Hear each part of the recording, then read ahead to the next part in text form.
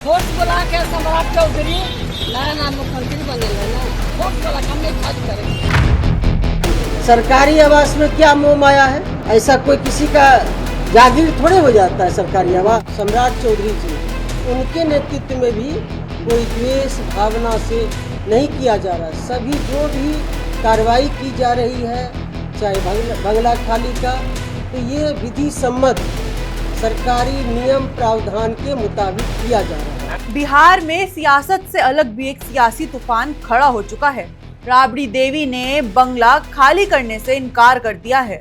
ये खबर तो अब तक सबको मालूम है, लेकिन इस मामले में अब एक नया ट्विस्ट सामने आया है जिसने सभी को चौंका दिया है। राबड़ी देवी को 15 दिन के अंदर सरकारी बंगला खाली करने का आदेश मिला है, लेकिन इस आदेश के बाद सियासत गर्मा गई है। सरकार कह रही है कि कार्रवाई नियमों के तहत हो रही है, जबकि विपक्ष इसे राजनीतिक नजरिया से देख रहा है। तो आखिर इस बंगले को लेकर क्यों मचा है इतना बड़ा बवाल? आइए समझते हैं इस पूरी कहानी। बिहार की पूर्व मुख्यमंत्री और आरजेडी की वरिष्ठ नेता राबड़ी देवी एक बार फिर से राजनीतिक चर्चा के केंद्र में हैं। उन्हें सरकार आवास खाली करने के लिए 15 दिन का नोटिस दिया गया है। इस नोटिस के बाद बिहार की राजनीति में बयानबाजी तेज हो गई है।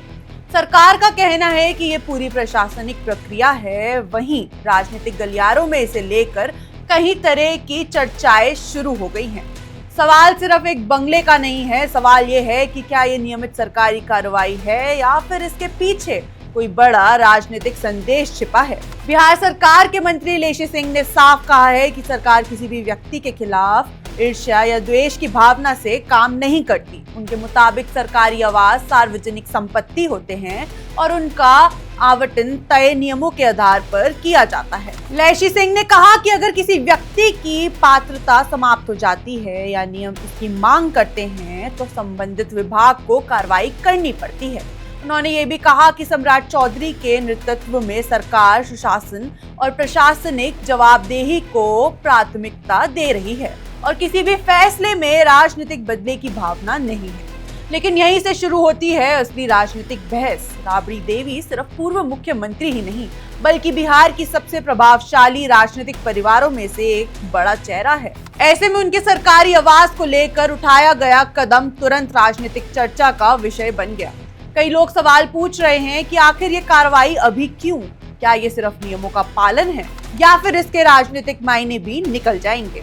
हालांकि अभी तक सरकार की तरफ से यही कहा गया है कि ये एक सामान्य प्रशासनिक प्रक्रिया है, लेकिन यहाँ एक बड़ा सवाल खड़ा होता है। अगर सरकारी नियमों के तहत कार्रवाई हो रही है तो क्या यही नियम सभी नेताओं और पूर्व पद अधिकारियों पर समान रूप से लागू होते हैं? सरकार का दावा है कि सभी के साथ समान व्यवहार किया जाता है और किसी तरह का भेदभाव नहीं होता, लेकिन राजनीति में सिर्फ फैसला नहीं बल्कि फैसलों की टाइमिंग भी चर्चा का विषय बन जाती है। और यही वजह है कि ये मामला अब सिर्फ एक बंगले तक सीमित नहीं रहा है। जरा सोचिए, अगर किसी आम नागरिक को सरकारी नियमों का पालन करना पड़े तो क्या नेताओं पर भी वही नियम बिना किसी अपवाद के लागू होने चाहिए? यही सवाल अब सोशल मीडिया से लेकर राजनीतिक गलियारों तक गूंज रहा है। एक तरफ सरकार कह रही है कि ये पूरी तरह नियमों के तहत की गई कार्रवाई है, तो दूसरी तरफ राजनीतिक विरोधी इसे अलग नजरिए से देख सकते हैं।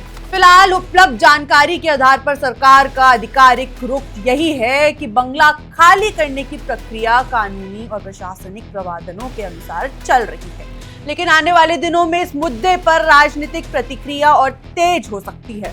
फिलहाल इतना साफ है कि राबड़ी देवी के सरकारी बंगले का मामला बिहार की राजनीति का नया चर्चा केंद्र बन चुका है।